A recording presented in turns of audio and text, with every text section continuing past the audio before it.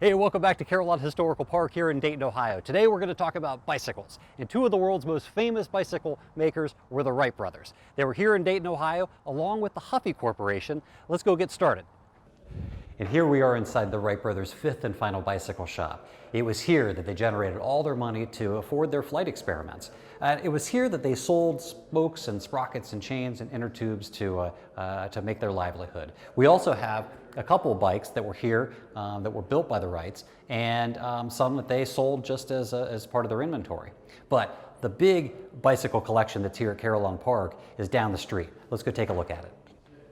Here at Carillon Park, we have the Huffman Corporation bicycle collection. And Huffy started here in Dayton, Ohio as the Davis Sewing Machine Company, turned into the Huffman Manufacturing Company, and ended up as Huffy as we know them around the world. Now by the 1970s, from here in Dayton, Ohio, the Huffy Corporation was the world's largest supplier of bicycles.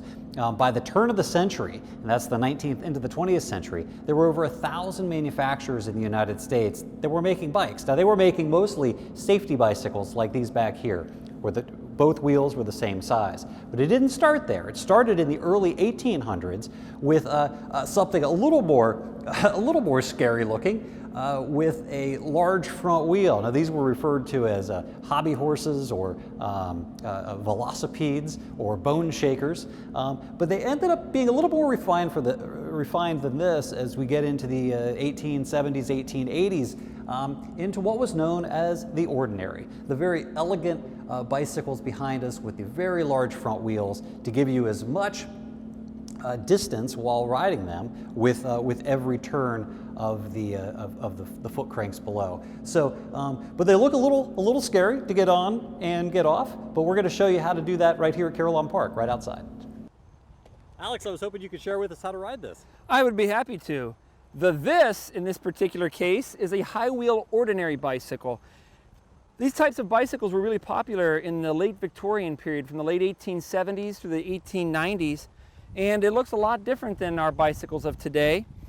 Typically, what you would find would be in the era with no chains and sprockets to have bicycle wheels of the same size, the British had devised this type of bicycle, referred to as a penny farthing, in which you'd have one large front wheel, anywhere from 40 to 60 inches, and then trailing it is a much smaller wheel to provide some level of balance.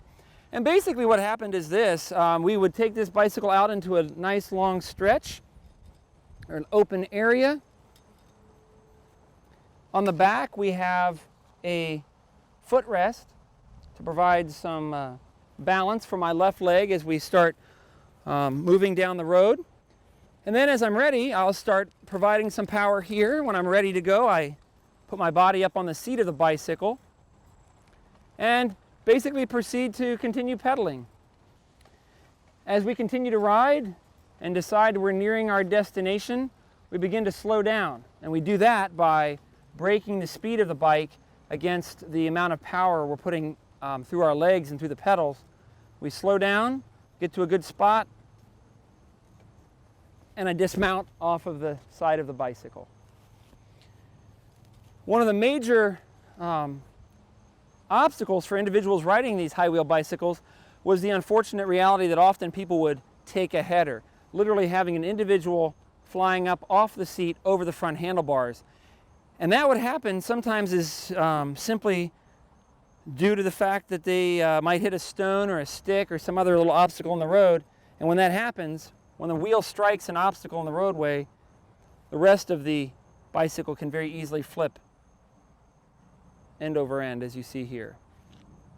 But if you were careful and you were confident, you could certainly enjoy bicycling down the roads of America, and particularly here, right here in the Miami Valley.